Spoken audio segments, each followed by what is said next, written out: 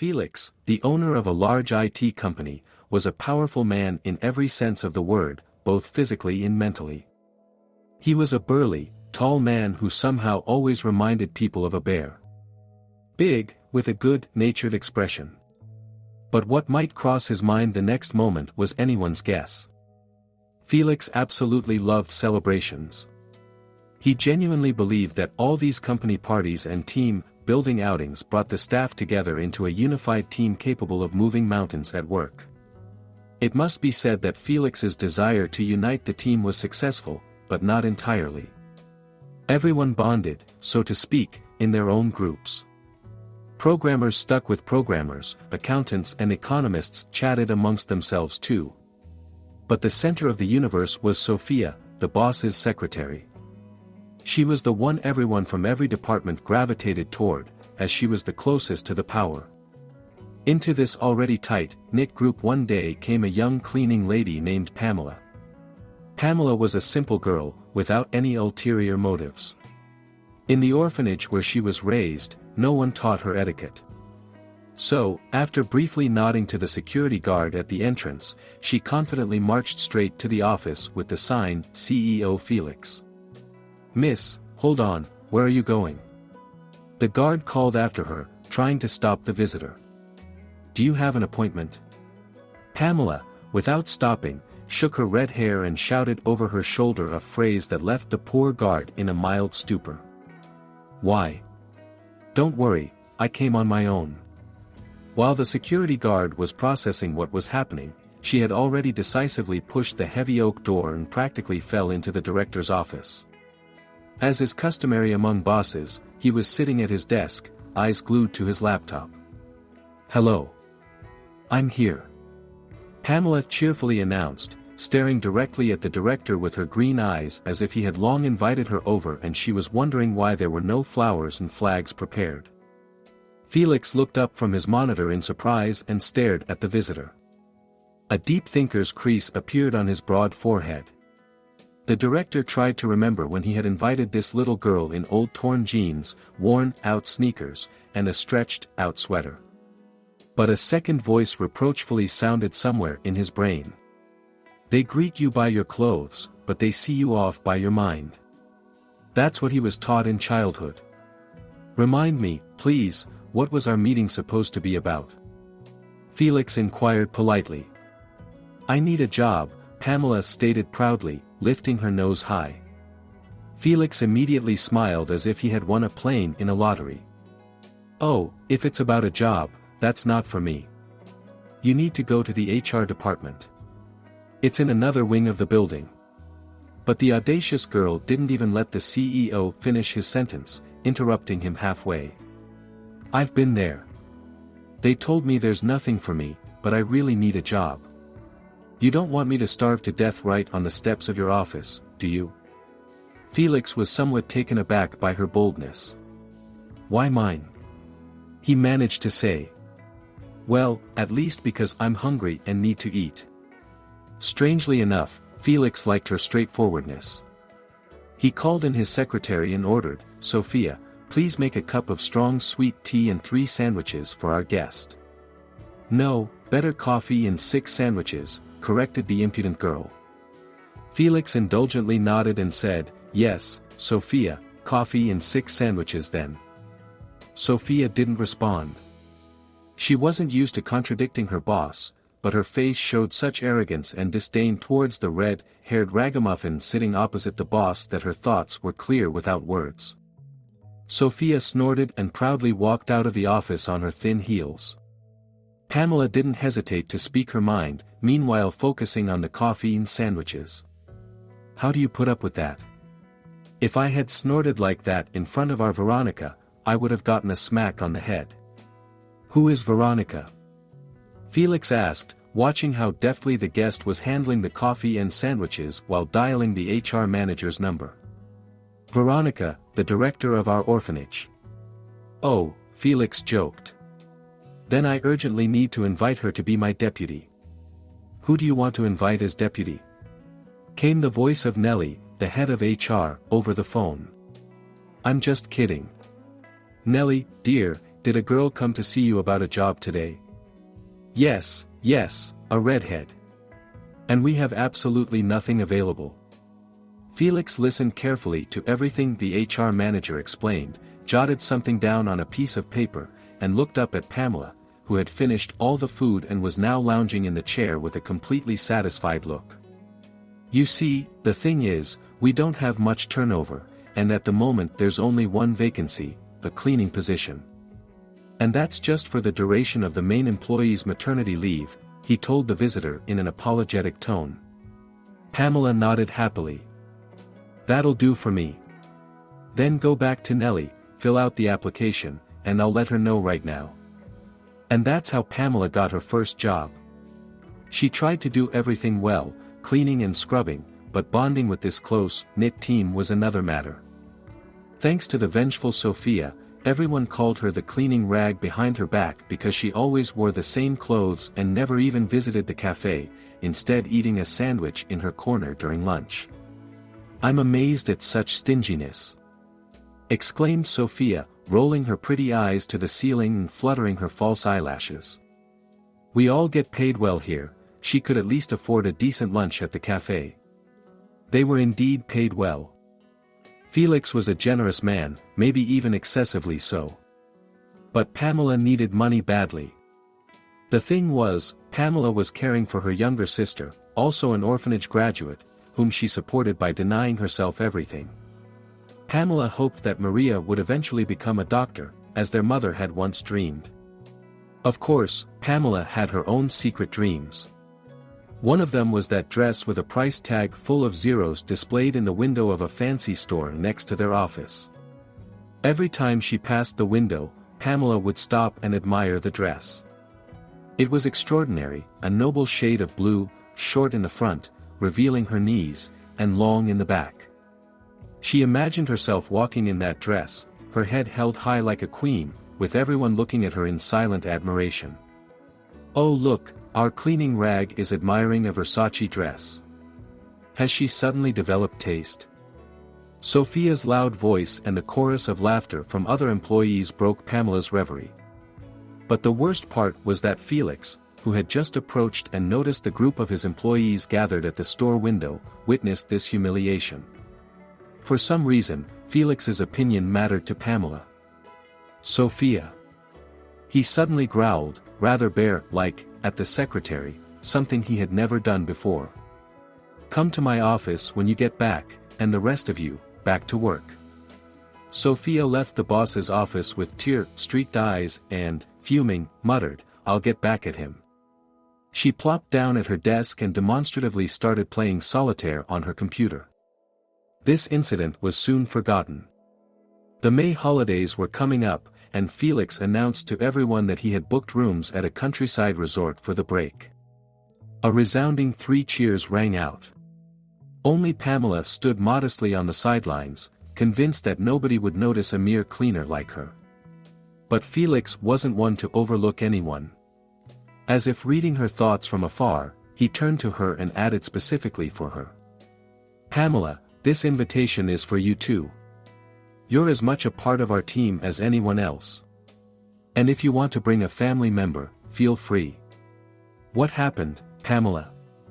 Her younger sister asked when Pamela got home. You seem kind of upset. Well, the boss booked holiday spots at a resort for everyone. That's awesome. Maria exclaimed. So, are they not taking you because you're a cleaner? Don't be silly. No, Maria, it's quite the opposite. But I don't want to go. That snake Sophia and her clique will be there. And honestly, I don't have any friends there.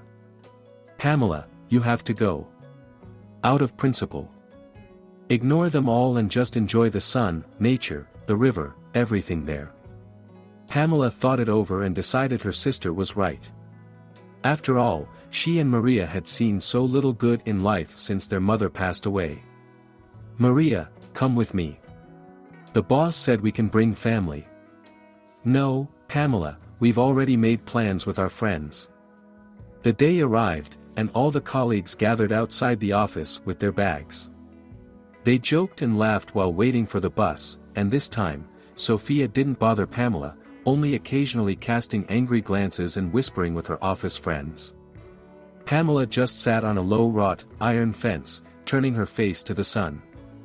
Nellie sat nearby, stretching out her legs and also soaking up the rays. Soon Felix appeared. He didn't come alone, a little boy, about 5 years old, was with him. "That's Victor, the director's son," Nellie confided to Pamela out of the blue. "He's raising him alone. His wife ran off with a fitness trainer. And she left the child with him, saying he was a burden. But honestly, Victor's better off with Felix.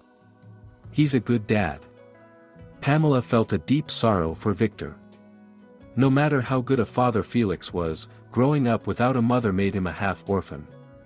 She kept glancing at the boy, whom Felix had left in Sophia's care while he went back to the office for something. Sophia, however, seemed to forget about the child, engrossed in her usual gossip with her friends. She didn't even notice when the boy approached the lawn. It wouldn't have been a big deal if not for the stray dog rummaging under a tree. The boy, with a joyful yell, fearlessly ran toward the dog. The dog, startled, growled menacingly and lunged at the child. In an instant, Pamela was by the boy's side, scooping him up in her arms. The dog didn't like this and angrily bit her leg. Pamela cried out in pain but didn't let go of the child. The dog, jumping, tried to bite her arm and knock her down. All Pamela could do in this situation was scream with all her might. "Get away! Get away, you nasty thing!" Men from their office, including Felix himself, were already running to help her. The dog, realizing that it was in trouble, decided it was time to flee. It finally left poor Pamela alone and ran off with its tail between its legs. Felix, who had reached Pamela and his son, hugged them both. "Thank you, Pamela. Thank you for saving my boy. I don't even know how to thank you. You're covered in blood. I'll take you to the hospital right now." "No, please, it's not necessary. I'll just make a mess in your car." "Enough, Pamela. Get in the car," the boss commanded, deciding to abandon all formalities. The day was, of course, ruined. Felix and Victor went to the hospital with Pamela.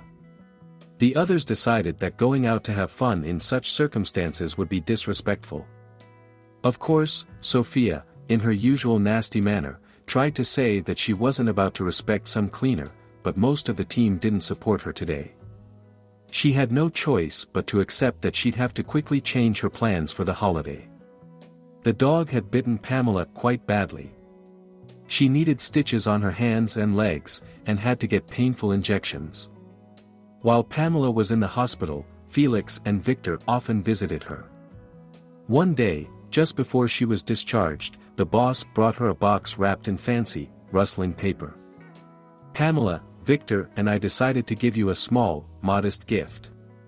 Please accept this as a token of our admiration for your bravery." The boss handed her the package. Pamela unwrapped it and gasped. She covered her face with her hands and started crying. "Did I offend you, Pamela?"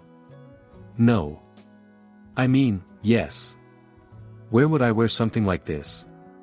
I'm just a cleaner." Victor, who had been standing off to the side the whole time, saw his savior crying. He approached her, hugged her around the neck, and whispered, "You're good. Don't cry." "Exactly," Felix smiled. "Out of the mouths of babes, as they say. And believe me, you'll find a place to wear it." On Pamela's first day back at work after the hospital, she was met with an unpleasant surprise. Sophia had called in sick.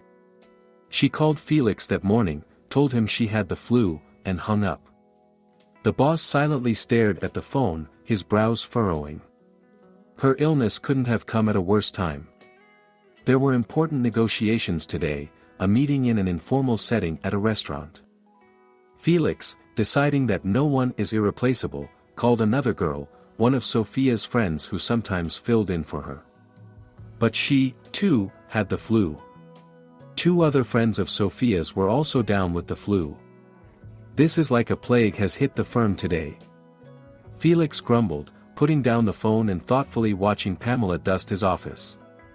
Suddenly, his face lit up with hope. "Pamela, drop your rags. I need your help," he said, decisively taking the cloth from her hands. "Is there somewhere else to clean?" she asked, surprised. "No, Pamela, you're going to replace Sophia at the negotiations today." "What? How can I? I don't know anything about this." "There's not much to know. Can you hand over papers for signatures?" "I assure you, it's much easier than mopping floors," Felix said, casting a critical look at the cleaner. "Let's rehearse everything now, how to approach, how to hand over the papers. Then my driver will take you home so you can get ready. Change into something nice. That blue dress would be perfect. Then come back here." No. No buts, Pamela. "I'm sure you'll do great." She reluctantly agreed, simply because she couldn't say no to someone like Felix. "All right, let's give it a try. Just promise you won't get mad if I mess up." But Pamela needn't have worried. "Exactly," Felix said. "Handing over papers for signatures is no harder than swinging a mop." At home, Pamela changed clothes.